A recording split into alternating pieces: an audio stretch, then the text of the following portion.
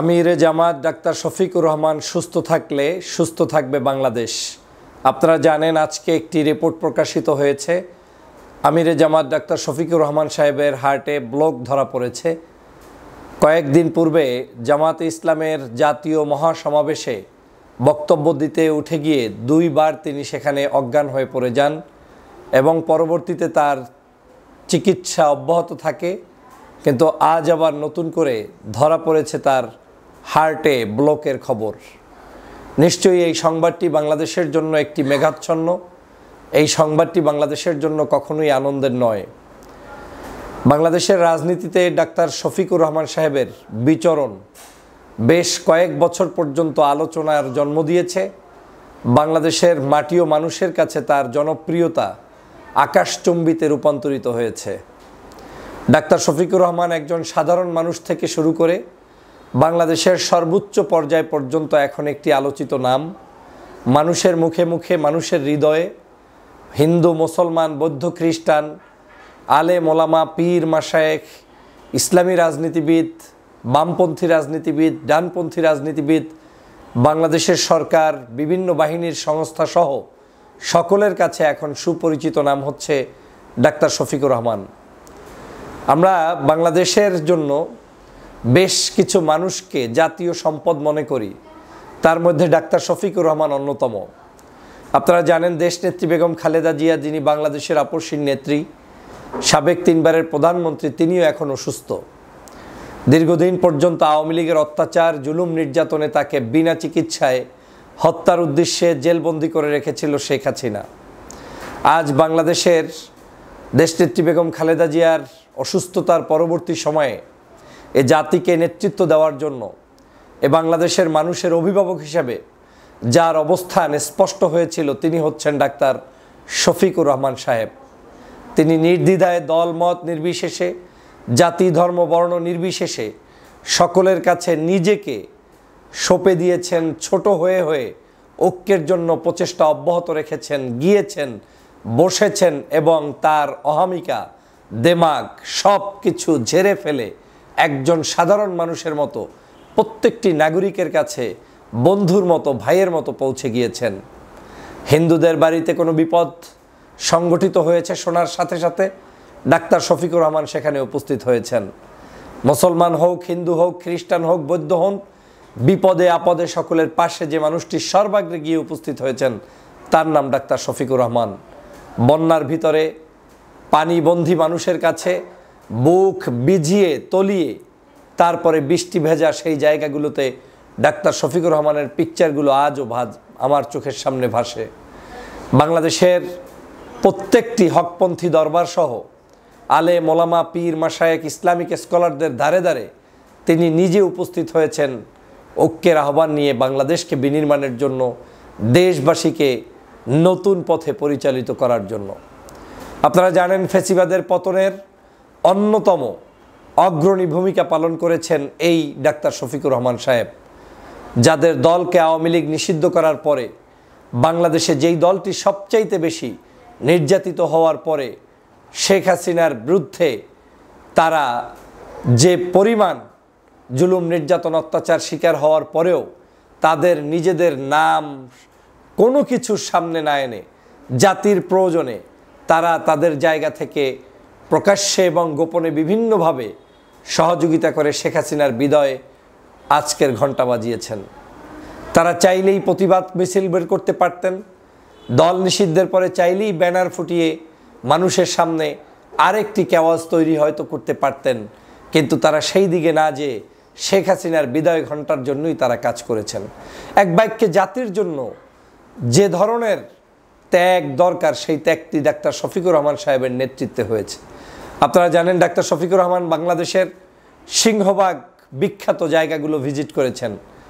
চরমোনাইয়ের ইসলামী আন্দোলন, বাংলাদেশের বর্তমান যে পীর সাহেব রয়েছেন তার সাথে চরমোনাইতে গিয়ে সাক্ষাৎ করেছেন, উদারতার পরিচয় দিয়েছেন।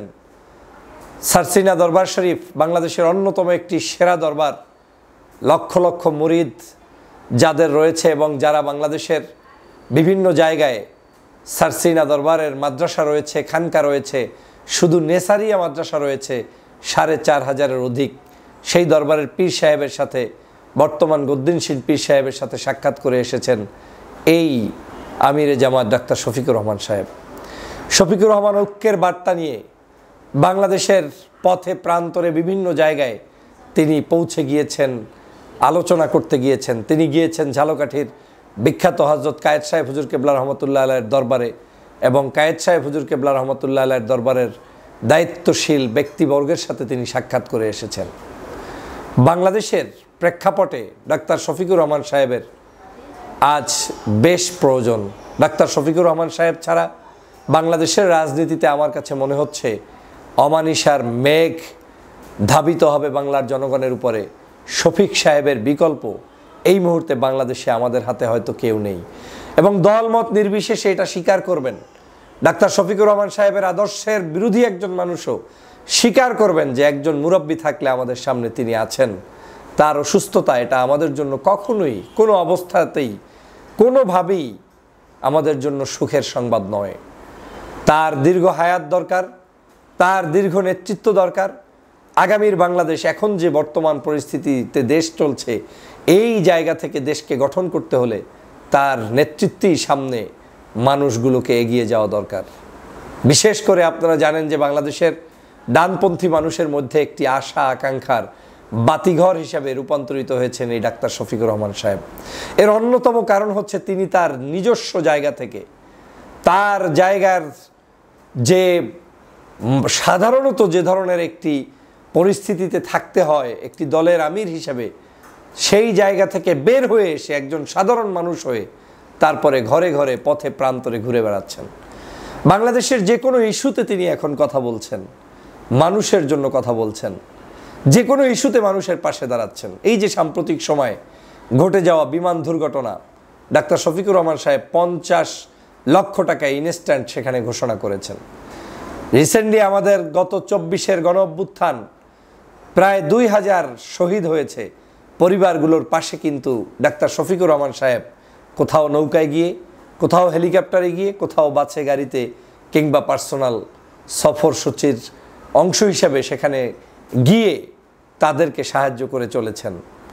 বাংলাদেশের প্রত্যেকটি জায়গায় যার বক্তব্যের মধ্যে কোনো হিংস্রতা নেই, যার বক্তব্যের মধ্যে কোনো ধরনের অন্যকে কটূক্তি করাকরি নেই, শুধুমাত্র বাংলাদেশকে নিয়ে ভাবছেন, তিনি আর কেউ নন, তিনি ডাক্তার শফিকুর রহমান। তাকে কৃতজ্ঞতা জানানোর ভাষা আমার নেই। 5 তারিখে যখন বাংলাদেশের এই স্বাধীন হয়েছে, শেখ হাসিনা পালিয়ে গিয়েছে, তিনি রাষ্ট্রপতির ভবনে গিয়ে প্রথম যে দাবিটি তুলেছিলেন যে এই মুহূর্তে এখন দেশনেত্রী বেগম খালেদা জিয়ার মুক্তির ব্যবস্থা করে দিতে হবে। প্রশ্ন উঠেছিল কোন পদ্ধতিতে মুক্তি হবে। তিনি প্রতি উত্তরে বলেছিলেন যেই পদ্ধতিতে আজকের এই সরকার বসেছে সেই পদ্ধতিতেই তাকে মুক্তি করে দিতে হবে, কোনো তালবাহনা চলবে না। যে মানুষটি অন্য দলের প্রতি, অন্যের মতের প্রতি শ্রদ্ধা জানিয়ে এই কাজগুলো করে যাচ্ছেন নীরবে নিবৃতে, সে মানুষটির নাম হচ্ছে ডাক্তার শফিকুর রহমান। আপনারা জানেন, আমরা যখন রাজনীতিতে একে অপরের আলোচনা সমালোচনায় ব্যস্ত, তখন তিনি দেশনেত্রী বেগম খালেদা জিয়াকে লন্ডনে গিয়ে দেখা করে এসেছেন, তারেক রহমান সাহেব সহ তাদের সাথে কথা বলে এসেছেন। তিনি চান বাংলার সকল রাজনৈতিক দলগুলোর মধ্যে একটি সহ অবস্থান। আমার বিশ্বাস বাংলাদেশের রাজনীতিতে আমাদের এই ধরনের রাজনীতিবিদদের প্রয়োজন, দেশের স্বার্থে, আমার স্বার্থে নয়, দলের স্বার্থে নয়, জাতির স্বার্থে প্রয়োজন। আজকে জাতির বিপদে পড়লে কার সাথে আপনি পরামর্শ করবেন? এ জাতির মুরব্বীদেরকে আমরা যদি হারিয়ে ফেলি, তাহলে এই বাংলাদেশের মানুষের জন্য কি কঠিন পরিস্থিতি অপেক্ষা করছে সেটা বলার অপেক্ষা রাখে না। অতএব দল মত, জাতি, ধর্ম, বর্ণ নির্বিশেষে আমাদের সকলের একটি কাজ করা উচিত, সেটা হচ্ছে ডাক্তার শফিকুর রহমানের আশু মুক্তি, রোগ মুক্তি কামনা করা এবং তার সৌহার্দ্যপূর্ণ সুন্দর আল্লাহ পাক যাতে সুস্বাস্থ্য সহকারে তাকে নেক হায়াতের সুযোগ করে দেন এবং দীর্ঘ হায়াত দান করেন, সেই দোয়া আমাদের করা উচিত। মহান রবের কাছে এই প্রার্থনা আমাদের থাকা উচিত। মহান রব আমাদের সেই প্রার্থনা অবশ্যই রক্ষা করবেন। এ ধরনের একজন সাদামাটা মানুষের বাংলাদেশের রাজনীতির, সমাজনীতির, ধর্মনীতির, অর্থনীতির সকল সেক্টরেই প্রয়োজন। আমি হয়তো লম্বা ভিডিও করতে না গিয়ে সংক্ষিপ্ত করতে হচ্ছে, বিদায় বলতে হচ্ছে, যাকে শুরু থেকে শেষ পর্যন্ত বর্ণনা করতে গেলে অনেক সময় নিয়ে কথা বললেও শেষ হবে না, সেই মানুষটির নাম ডাক্তার শফিকুর রহমান।